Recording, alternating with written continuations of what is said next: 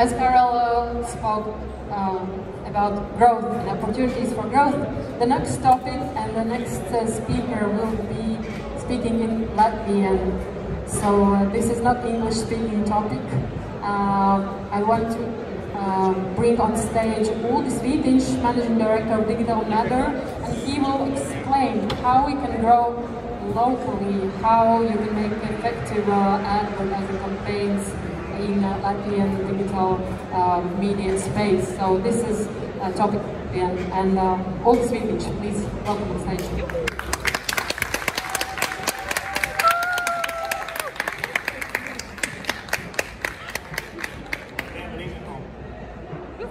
Jūs visus redzēt,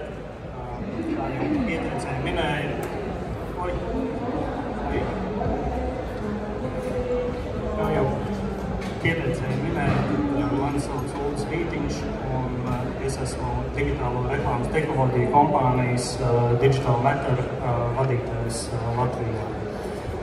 Digitālo reklāmas tehnoloģijas, tas tāds plašs jēdziens, bet, ja runā par mūsu kompānijas darbības virzieniem, tad mēs nodarbojamies ar mēdīju digitālā inventāra monetizāciju, citiem vārdiem sakot, piesaistam mēdījiem pircējus gan no lokālās telpas, gan globālās telpas. Tāpat tas ir programmātiski un no direktām attiecībām.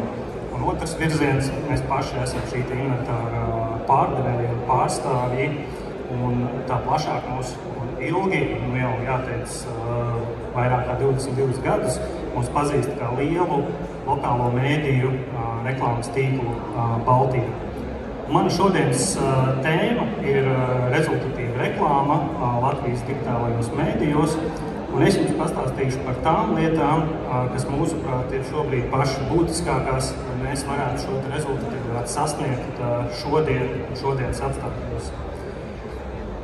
Un te arī mūsu šodienas agenda, tad ir tās lietas ir lietotāju dati, par to jau mēs dzirdējām arī iepriekšējās prezentācijās, tā ir distribūcija un tā ir kreativitāte.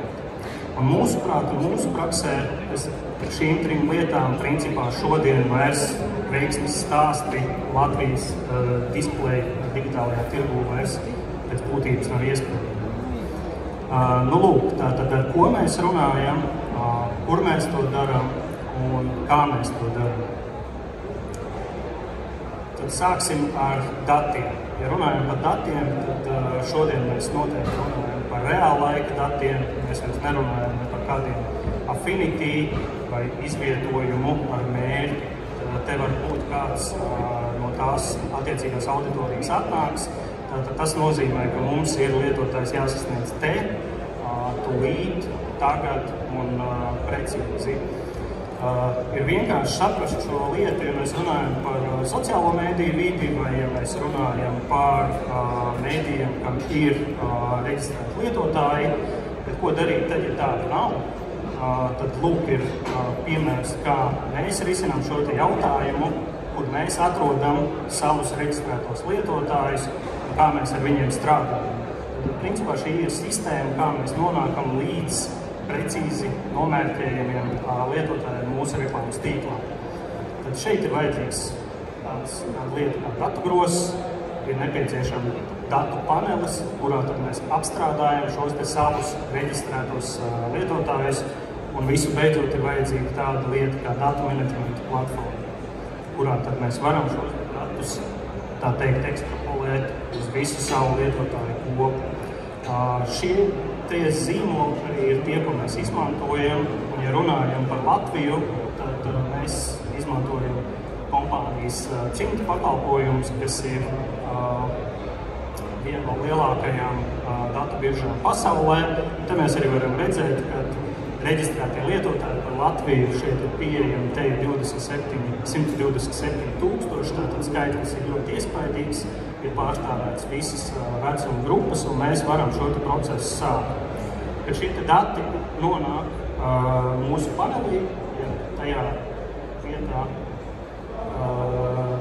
ko mums apkalpo kompānija Sino, un ir sagatavoti, tad mēs varam iet uz priekšu un integrēt šos datus datu menedžmenta platformā. Un tālāk jau nodarboties ar tādu procesu kā datu sapludināšana, ko moderni sauc par data fusion, kur balstoties uz lietotāju preferencēm, mēs tad arī iegūstam segmentus pilnā mērogā mūsu tīklā. Nu, lūk, par kādiem segmentiem mēs runājam? Mēs runājam par secdemogrāfiskiem segmentiem, mēs runājam par interešu segmentiem, un principā jau par kādiem segmentiem, ko mēs esam šiem te reģistrētiem lietotājiem pajautājuši. Un te mēs redzam, ka ar mūsu pieejamo tīklu preferenču apjomu mums pietiek, lai mēs varētu noteikt 70% mūsu unikālo sīkteņu, kas dienas laikā ienāk mūsu tīklā piederību vismaz vienam sociodemogrāfiskajam segmentam. Ar interešu segmentiem ir nedaudz vienkāršāk, jo tie pēc būtības balstās uz lietotāja preferencēm pašā tīklā, līdz ar to mēs jau operējam ar informāciju, ko mēs zinām, un šeit šis pārklājums, ja piederības noteikšana ir tuvu 100%. Bet tas stāsts nebūtu interesants, ja mēs runātu tikai caur šo sociodemogrāfisko prizmu un interešu prizmu. Tā būtiskākā lieta, ko paver šī visa sistēma, ko mēs lietojam, ir tas, ka mēs varam sākt nodarboties ar profesionālu datu attīstību, un šobrīd mēs jau esam sagatavojuši 116 jaunus unikālus datu segmentus, kā piemēram, kādā veikalā jūs iepērkaties, kādu automašīnu jūs braucat, kurā degvielas stacijā uzpildaties, vai jūs nesājat vai nenēsājat brilles un tā tālāk. Un te tā burvība ir tāda, ka mēs šo procesu veicam kopā ar reklāmdevējiem, un principā tādā veidā mēs šo reklāmdevēju piesaistam savam tīklam, jau ar unikālu piedāvājumu. Nu, lūk, tas par datiem. Tad noteikti aktuāls jautājums, vai dati strādā. Skaidrs, ka tad, kad mēs šīs platformas sākām darbināt, tad mēs vēl gluži precīzu targetāciju veikt nevarējām. Tad mēs izmantojām kontekstuālo targetāciju, kādu to piedāvā mēdīju šī te pazud vārds. Un targetācija pēc Affinity, kādu to piedāvā gaming dati. Respektīvi, mēs izvietojām reklāmu tur, kur iespējams mēs varētu sasniegt šo klientu. Tad, kad mēs sākām lietot datu menedžmenta platformu, mēs tātad veicām testu 10 atlases kampaņām, un principā šie tad arī rezultāti, kurus mēs šeit ieguvām. Bet tas, kas izgaismojās šajā procesā, ir tas, ka jo vērtīgāku inventāru mēs izmantojām datu kampaņām, jo augstāku potenciālu mēs varējām sasniegt no šīm te kampaņām. Līdz ar to mēs varam pāriet pie nākamās tēmas, kas ir tēma distribūcija, jeb kā šos te reklāmas materiālus nogādāt tajā vietā, kurā tie spēja sasniegt savu potenciālu.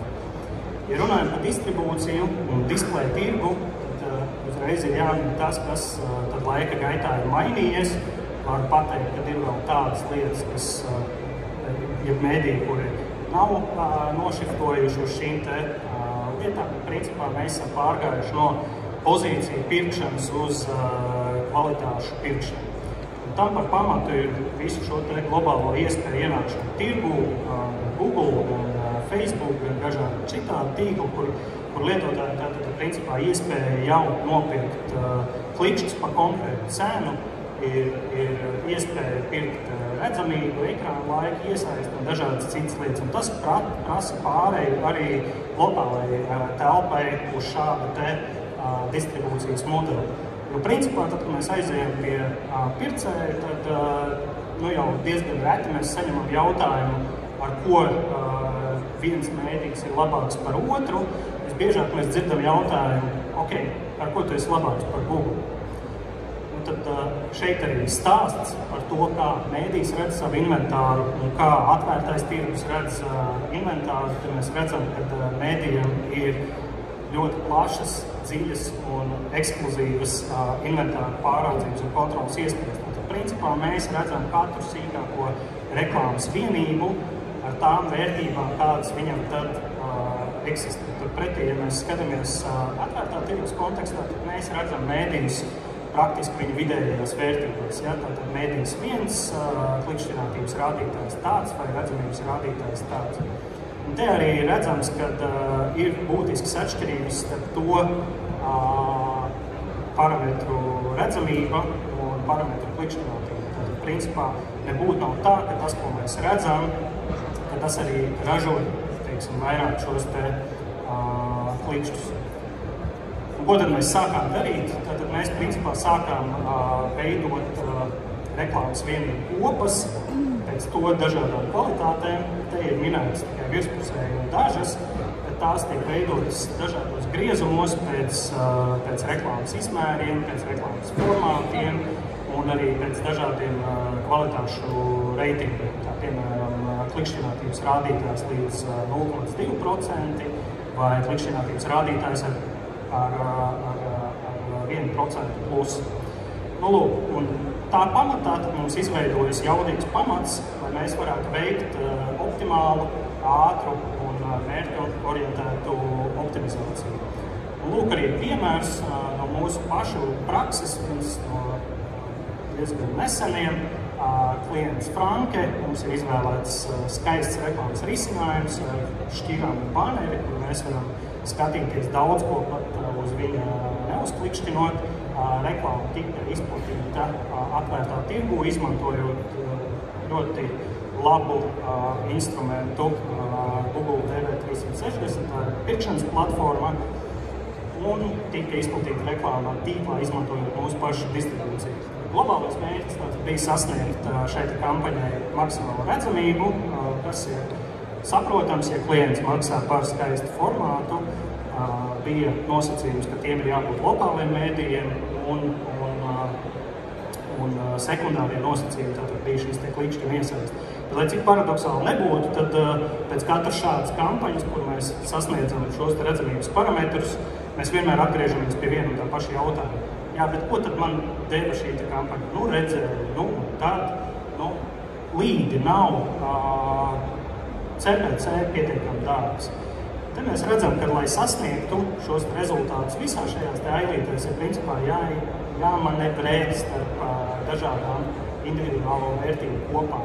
Kā redzam, pēc rezultātu, tad principā šādi to darot, mēs varam ievērojami uzlabot klikšķinātības rādītāju, gan panākt daudz augstāku iesaisti attiecībā uz baneri, ar iesaisti šeit domāt šī te šķirstināšana, un kas pats būtiskākais, mēs panākam daudz lētāku kontakta izmaksu.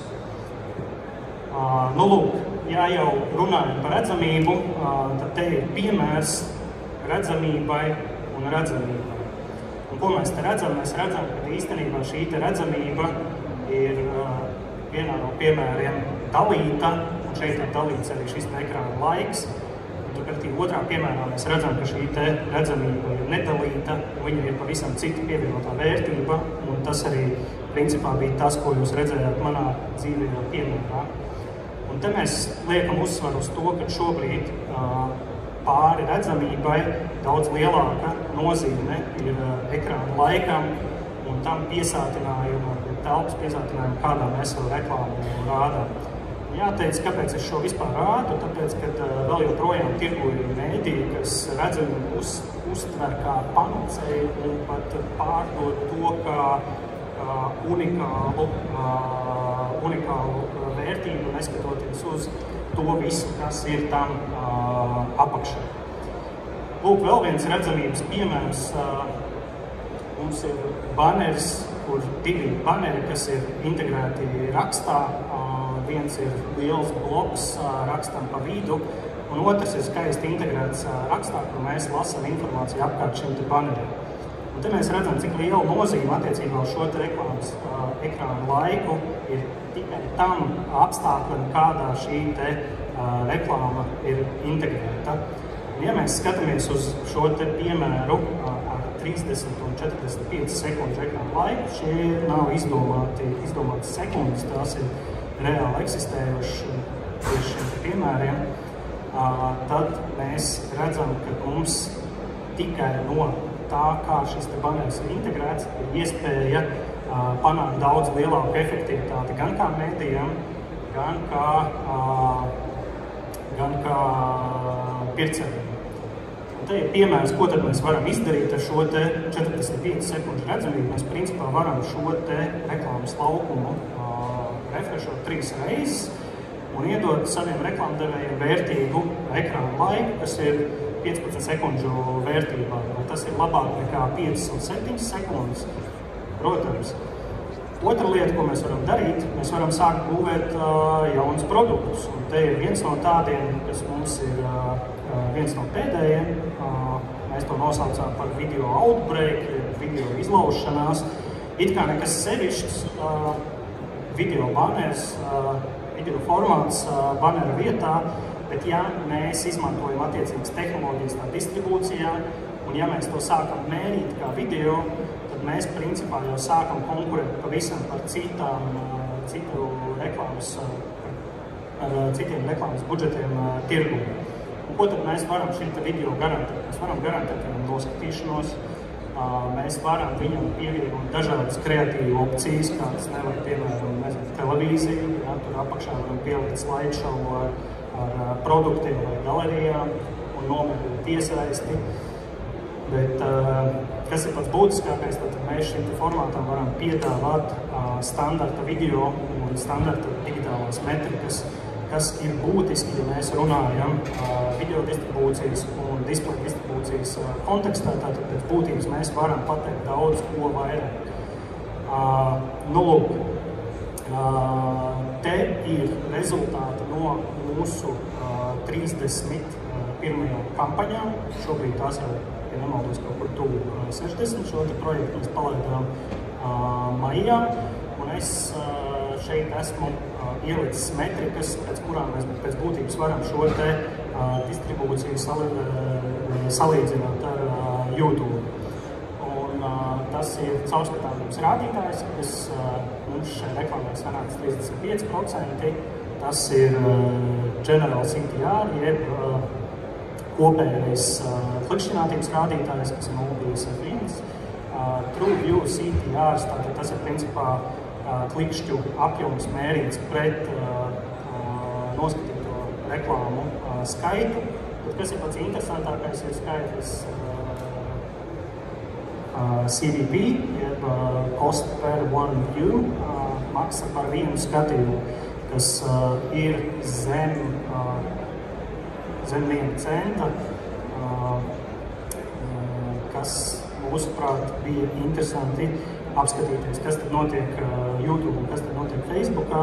Un, diemžēl tādai oficiālai informācijai par Latvijas tirgu es neesmu ticis klāt, bet es domāju, ka tiem, kas sēž šeit auditorijā, saprot, ka CVP gadījumā mēs varam runāt par inflāciju, kas ir organiski, nevis vienkārši izdomāt. Ar šo visu es vēlējos parādīt, ka lokālā mēdīja vide ir konkurētspējīga video formātu distribūcijā, un mēs pavisam noteikti ticam šim te video outstream virzienam, un tā attīstībai noteikti tajā guldīsimies iekšā. Jā, visbeidzot, kreativitāte, jeb kā mēs to darām. Mazāk svarīgi,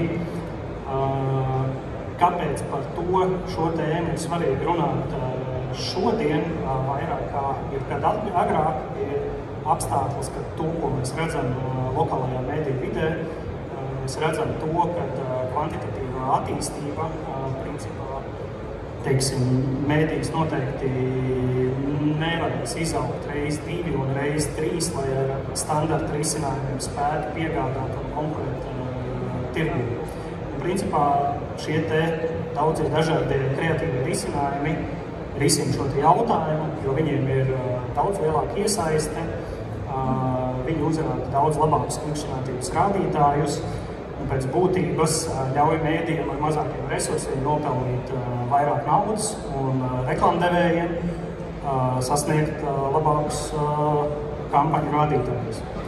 Te ir arī viens mūsu piemērs, ļoti labs, jo šeit ir precīzi izmantot vienu un tā pati auditoriju, ir precīzi vienāds kampaņas realizācijas laiks un tiek izmantot principā viena un tā pati distribūcija. Viss, kas mainās, ir tikai šis te kreatīvais formāts, un te mēs redzam, ka tikai izmantojot kreatīvo formātu, mēs varam būtiski uzlabot klikšķinātības rādītāju, mēs varam būtiski samazināt maksu par vienu klikšķi.